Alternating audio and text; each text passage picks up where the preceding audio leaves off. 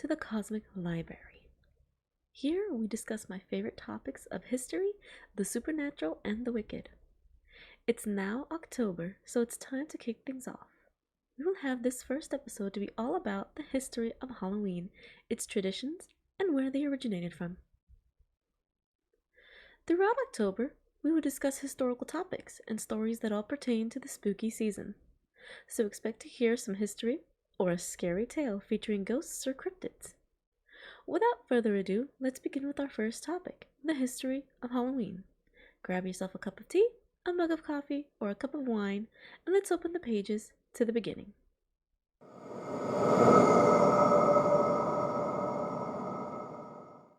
We have now gone back thousands of years to Central Europe.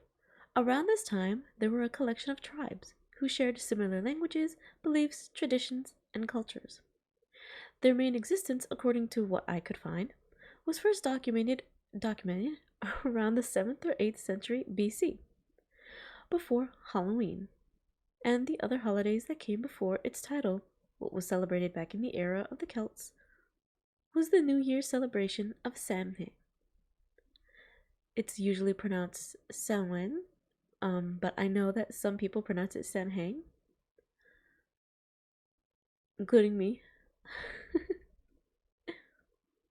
From what was recorded, it is believed that during such a time, the Celtics would build sacred bonfires, and with these fires they would burn crops and animals, or more specifically, animal bones, as sacrifices to their deities. They would also use this opportunity to make their predictions for the upcoming winter, as the day before New Year's would be considered for them as the day when the veil between both worlds would be at its thinnest, allowing for many things to slip by. This included many otherworldly beings, from those who have passed, to elves, to fairies, and more, including darker entities.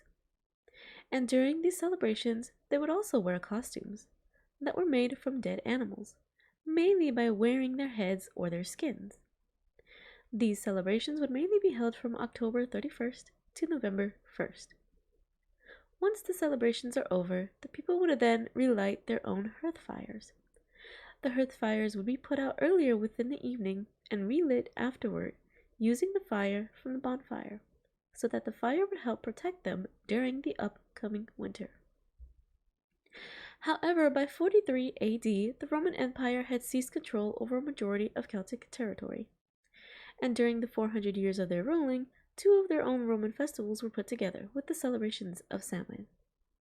Feralia, the day when Romans traditionally celebrate the passing of the dead, and a day to honor Pomona, the Roman goddess of fruit and trees. Now, we will be moving into the more controversial sides involving this timeline of history.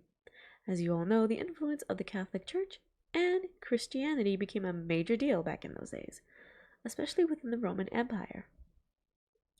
Honestly, when you look back to those days, Christianity was literally part of the first foundations of Catholicism. So when someone says that they're not the same, just assume they're full of ignorance and just remind them of their religion's humble beginnings in history.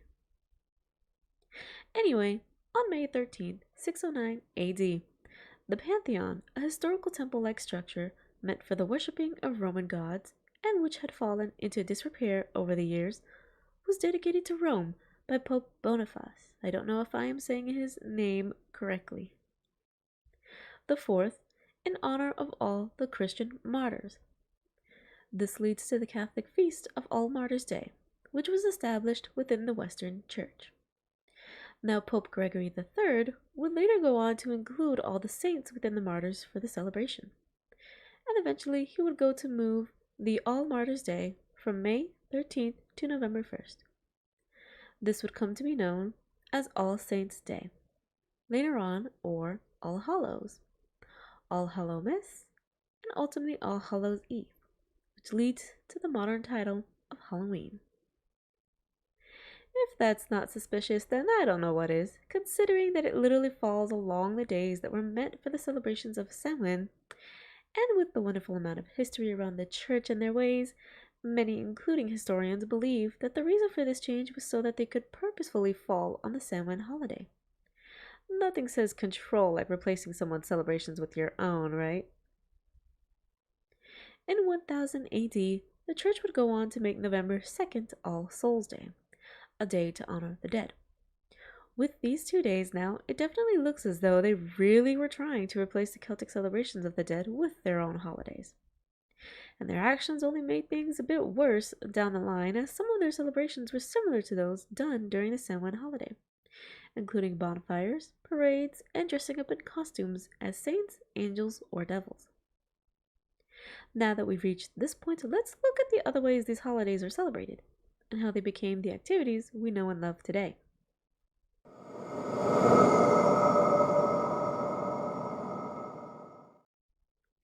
Around the Middle Ages within England and Ireland, during both All Saints' Day and All Souls' Day, those mainly of poor wealth would visit the homes of those who were wealthier.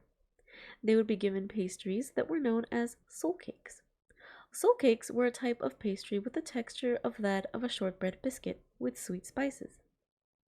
The cakes themselves were in exchange for prayers. They would be the people who would beg for these cakes. They would be asked to pray for the souls of the homeowners that they'd visited and pray for their dead relatives. They called this souling, as the people would be praying specifically for souls who were believed to be in purgatory. Later on, this early form of trick-or-treating would be taken on by children. They would go from door to door asking for gifts such as food, money, or ale. This tradition of giving out and eating soul cakes would continue until the 1930s. However, there are a few places that still practice this tradition today. Speaking of the old days of certain treats, let's move to the origins of the jack-o'-lantern.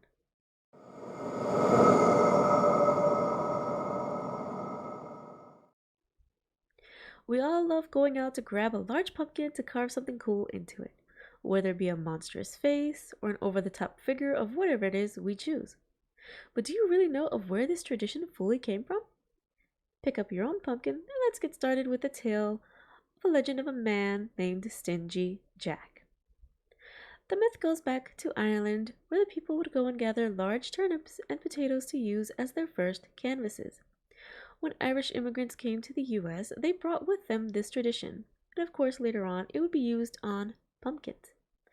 Now the term jack-o'-lantern comes from the tale of Stingy Jack.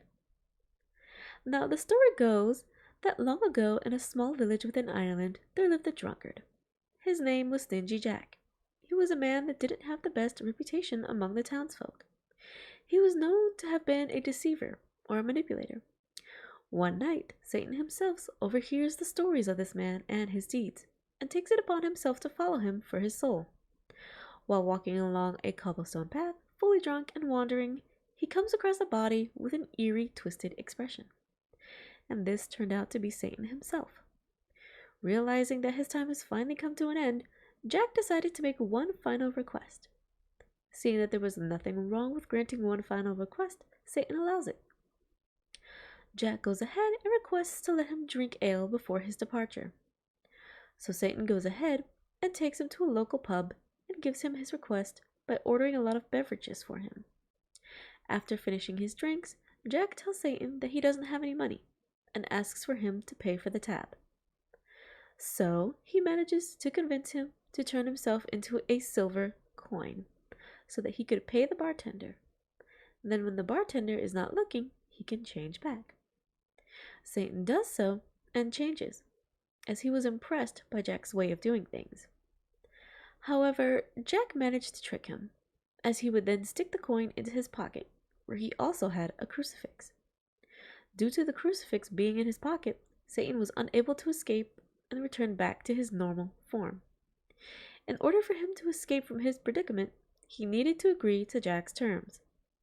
These terms implied that in order for Satan to gain his freedom, he would have to spare Jack's soul for 10 years. Satan agrees and is freed. 10 years later, the two will meet once again in the exact same area, believing this to actually be his final moments. Once again, Jack makes a request. This time he asks to have an apple from his starving stomach. Again, Satan decides to grant his request and climbs up an apple tree nearby. As he does this, Jack surrounds the tree's base with crucifixes, trapping him on the tree again. This leaves him to once again make a deal with Jack, despite his heavy frustration over the ordeal. This time, Jack demands that he will never take his soul to hell. With no other choice, Satan agrees and is freed. Eventually, Jack does get what will be coming to him. He sooner or later dies due to his drinking. His soul prepares to enter heaven through the gates of St. Peter. However, he was stopped by God and was told that his sinful lifestyle of being a deceitful man along with his drinking had really been the reason for his blockage from entering heaven. So with no other choice, he goes to the gates of hell and begs to be allowed in. But Satan tells him that he has to keep to their deal, as he cannot take his soul. Instead, he gives Jack an ember to light his way, wherever he chooses to go. Jack is forever doomed to roam the world between the planes of good and evil, and the only thing he carries with him is the ember within a hollowed out turnip, as it was the only thing he could use to light his way along his journeys. With the carvings that people made out of turnips, they would use them to protect their home from not only Jack, but other evil spirits as well by lighting up their porches.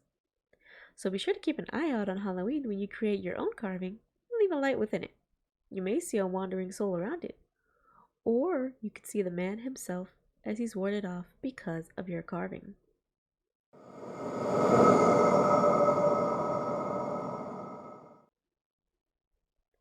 Now we enter the area of when all of these things end up on the soils of America through immigration. Around the mid-19th century, millions of Irish people arrived as they were trying to flee the potato famine. This would help to popularize these celebrations and traditions, as the celebrations were actually pretty limited. The reason for this was because of the fact that at the time, most of America was Protestant. Now, during the late 1800s, the immigrants that celebrated the holiday would do pranks on each other. And this appeared to be a common thing as they would celebrate the way they did back home. Some of these pranks included the placing of farmers' wagons and livestock on their barn roofs, the uprooting of vegetables in their backyard gardens, and the tipping over of outhouses. However, later on, this would turn into something a bit more problematic as the celebrations would begin to become more popular. By the early 20th century, it became normal for vandalism, physical assaults, and other attacks of violence to be common around the day of Halloween. So the people had to figure out how to stop these antics, as the holiday began to shift more towards children than adults. Europe had a good idea, as they also had haunted or spooky attractions that were actually well known. For example, in the 1800s, Marie Tussaud had a wax museum in London that featured a chamber of horrors. Inside this museum would be decapitated figures from the French Revolution. Around 1915, a British amusement ride manufacturer created what would be an early version of a haunted house that contained dim lights, shaking floors, and demonic screams. These types of attractions were pretty popular, and during the Great Depression, they were becoming more and more frequent. What was good about their growth was that they had helped to lessen the amount of kids that would be out on the streets trying to commit pranks, especially since their parents were already concerned enough about them causing or receiving trouble. Now, it wasn't until the mid-20th century that costumes began to look as they do today. And around the same time, neighborhoods began to organize more activities like haunted houses, in order to keep their children safe and occupied. And costumes also began to change as they became more important and less scary. I mean, at this point, the holiday of Halloween was mainly targeted towards kids more so than adults. Hence why, as the costumes' importance began to rise, they began to take the forms of things that kids would actually enjoy.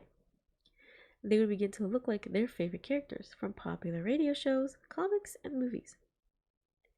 Around the 1950s, mass-produced box costumes were easier to afford, and so kids began to go around dressed up as princesses, mummies, clowns, Batman, and other various characters and creatures.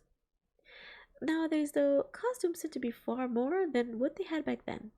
And with cosplayers being a thing, oh yeah, there are so many other options out there for kids and adults alike. Now, I'm sure many are always worried about candies being poisoned, and back then it was no different. Back then, however, these fears were blown way over proportion, but unfortunately, there were a couple of crimes involving poison. The most infamous case had occurred around October 31st, 1974, when a Texas man named Ronald O'Brien gave cyanide-laced pixie sticks to 5 children and his own son. That night, none of the other children ate the candy, but his son unfortunately did. He died on the way to the hospital that very same night. O'Brien was arrested on November 5th, 1974, and was charged for the murder of his son. Now, as to why he did it, we can discuss that another day if you'd like. Be sure to let me know in the comments. And that is it for the history of Halloween and its celebrations and origins.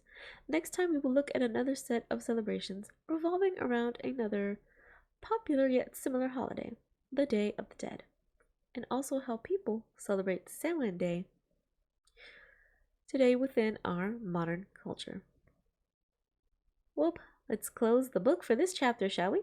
Don't forget to like, comment, share, and subscribe. See you later for some more stories revolving around the spooky season.